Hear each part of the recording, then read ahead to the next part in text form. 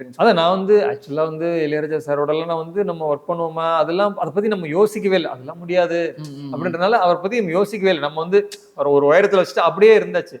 திடீர்னு பார்த்தா எனக்கு வந்து எஸ்சிஎஸ்சி சார்கிட்ட இருந்து அழைப்பு வருது. இந்த மாதிரி வந்து ஒரு பாடல் எழுதணும் என் படத்தை டூரிங் டாக்கீஸ் அப்படின்ற படத்துல. சரி சார், அவர் ஒரு சீனியர், அவர்கிட்ட எப்படியா நம்ம ஒர்க் பண்ணுவோம் அப்படின்ற மாதிரி இருந்தது. ஒரு சீனியர் நம்மளை கூப்பிடுறாங்க அப்படிங்கிறப்ப போய் ஒர்க் பண்றப்ப எல்லா தீம்லாம் சொல்லிட்டு இந்த மாதிரி ஒரு ப்ரொமோஷன் சாங்கு அப்படின்னு சொல்லிட்டு பேசுறப்ப மியூசிக் வந்து இளையராஜா அப்படின்னு சொன்னாரு. அப்படியா கும்முனுச்சு அப்படியே ஒரு மாதிரி. அப்படியே அப்பா சரி ஓகேன்னு அப்புறம் எழுதி ஓகே நேராக சந்திக்கக்கூடிய வாய்ப்பு கிடைச்சிச்சு. பேசுனீங்களா? பேசினேன்.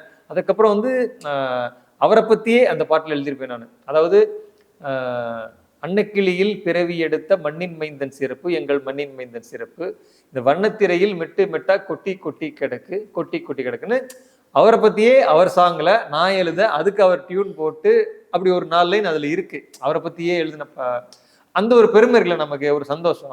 அவர் நல்லா இருக்குன்னு சொல்லி அதை ஒத்துக்கிட்டு இருக்கலாம். இளையராஜா ஆமா. எனக்கு வந்து என்னன்னா